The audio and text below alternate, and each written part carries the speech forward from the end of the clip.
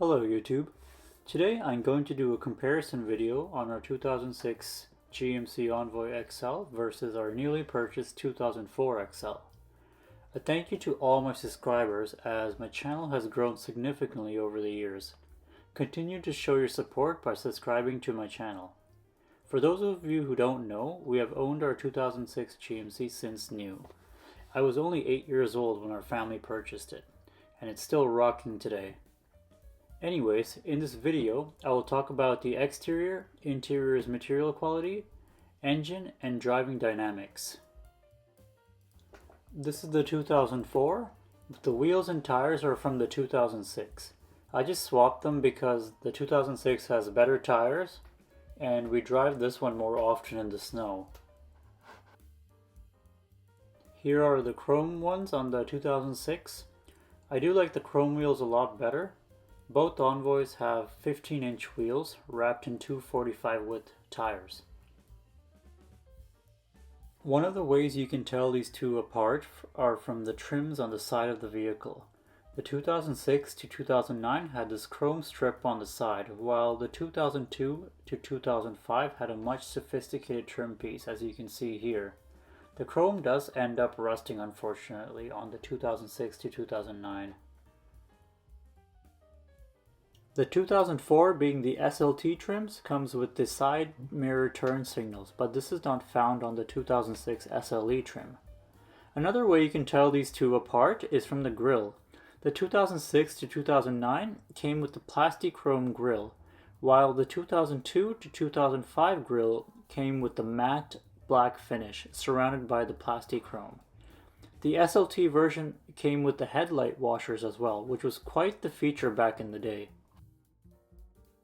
Let me know in the comments which front grille you guys like, the 2006 or the 2004. The paint color is called Carbon Black Metallic on both these Envoys.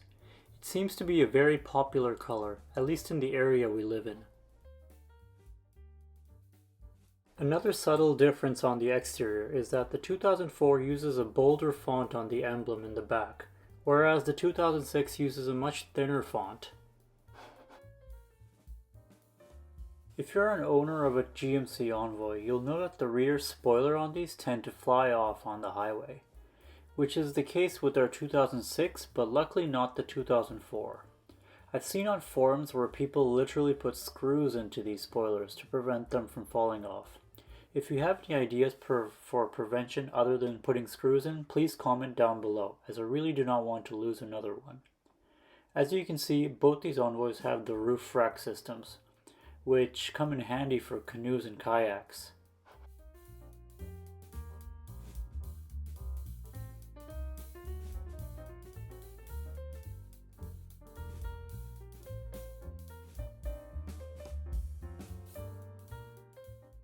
Let's take a look underneath these vehicles. Both vehicles have typical rust for its age. Our 2006 spent 4 years in the city and the rest on the countryside with lots of snow and salt during the winter season.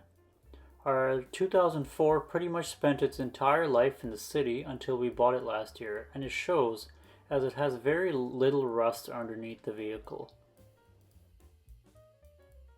People are always surprised when I tell them that our 2006 Envoy has over 420,000 kilometers, because you can't tell that from the outside or inside.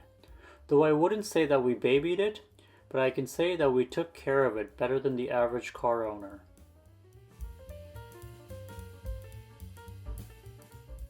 Moving into the interior of the 2006, this is an SLE trim, so it has the fabric seats. The only thing that didn't really hold up in the interior here was both the front door panels. As you can see, they've both been replaced. The driver and passenger side panels, it's mismatched, but who cares? This era of GM products wasn't known for the interior quality, and this is a prime example of that. However, I'm in love with these seats, especially the material, because it's very comfortable and durable as well. The SLE trim did not come with steering wheel controls, meaning you don't have the driver information system, which displayed information such as fuel range and other various quirky features. As you can see, this interior is very basic. At least you don't have to go through stupid menus to turn up the heat. Above we have controls for sunroof, rear quarter panel windows, and a garage door opener. I believe all GMT 360 models came with OnStar as standard feature, but not entirely sure, so if anyone knows, just chime in the comments section.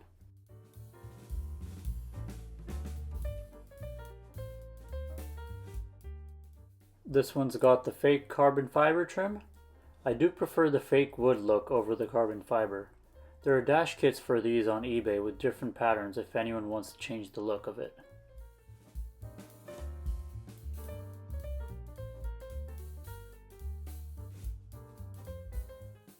Moving into the second row, same as up front, lots of soft plastics and vinyl materials on the door panel.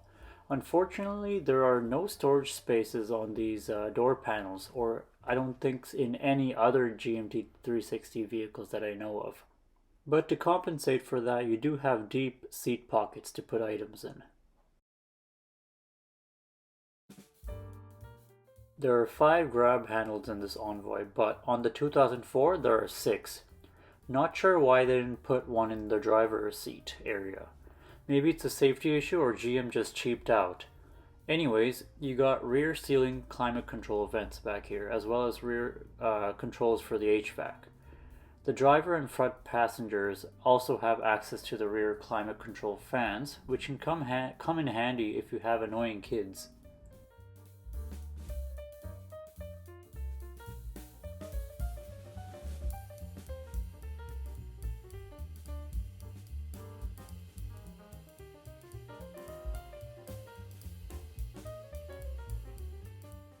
Moving into the third row, there's actually lots of space back here, and my knees are not up against my chest like many cheater vehicles with third row seating. The good quality seat material does get carried back here, which is lovely. But there are a lot more hard plastic back here compared to the first 2 rows.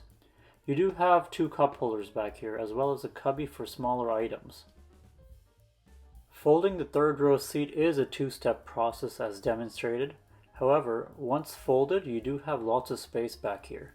Let's take a look at the 2004 Envoy and see how it compares.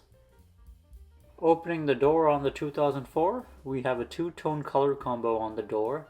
The SLT trim gives you the heated, power, and memory seats, which is very nice. The switch housing on the door panel is made out of thicker plastics compared to the 2006. And again, lots of soft touch material. It's mostly plastic, but it's still nice. Of course, you got the fake wood trim in here, which adds good contrast in the interior. These seats are 2-tone as well. I'm not too sure if this is a full leather seat or not, but I do know that the sides are vinyl and it holds up better when entering and exiting the vehicle. These seats are as comfortable as the 2006, however, you do slide a lot, which is annoying, and it's a safety concern if you ask me. Being the SLT trim, we do have steering wheel controls which come in very handy for stereo controls. You also have access to the driver information system through the steering wheel controls. This has dual zone climate control just like in the 2006, however, there's automatic climate control and the control itself is digital. The digital screen displays the outside temperature, but in the 2006, the temperature was displayed on the rear view mirror. An unusual feature here is that you have a voice recorder button beside the garage door opener. I guess that was a cool feature back in the day, but it's very uncommon nowadays. You do have heated and powered seats in the passenger side as well. One thing I like to mention is that the dashboard material is much more softer to the touch compared to the 2006. I know many of you won't be touching and feeling your dashboards, but this is definitely something I've noticed about quality. I do feel that the interior quality is much better here than the 2006. I know this 2004 is fully loaded, but the materials and attention to details are much better here than the 2006. Moving into the second row of the 2004 Envoy, again 2-tone door panels with soft touch plastics and whatnot. Lots of room to get in and out of. You do have digital rear HVAC controls as well as stereo controls, which is a cool feature. Above we have a DVD player, which I believe was not a factory option in 2004. I think it's aftermarket. There are 6 grab handles and individual interior lights along with them, unlike in the 2006. A nice attention to detail is that in the second and third row, there are coat hanger hooks beside the grab handles, which is very convenient and should have been in the 2006, even in the SLE trim. One thing that is unusual is that there is no seat pockets behind the driver's seat. Not sure why. I find the second row seats in this model a bit more comfier than the 2006. Just wish it had heated seats like up front. Beside the driver headrest on the B pillar is the interior ambient temperature sensor for the automatic climate control. This is an SLT exclusive feature.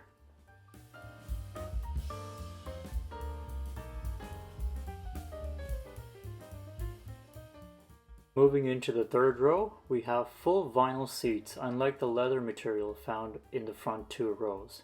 Nonetheless, they are very comfortable and accommodate me with no problems. Again, I do like the attention to detail, especially with the individual lights and coat hanger hooks back here.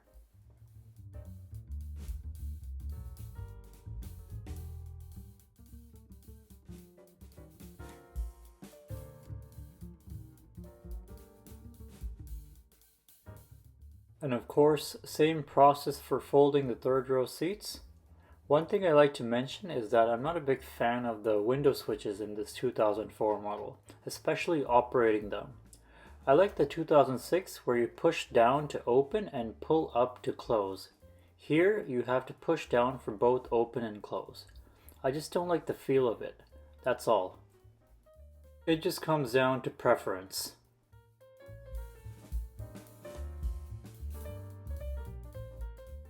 Opening the trunk of the 2004 Envoy, you can see there's lots of room behind the third row.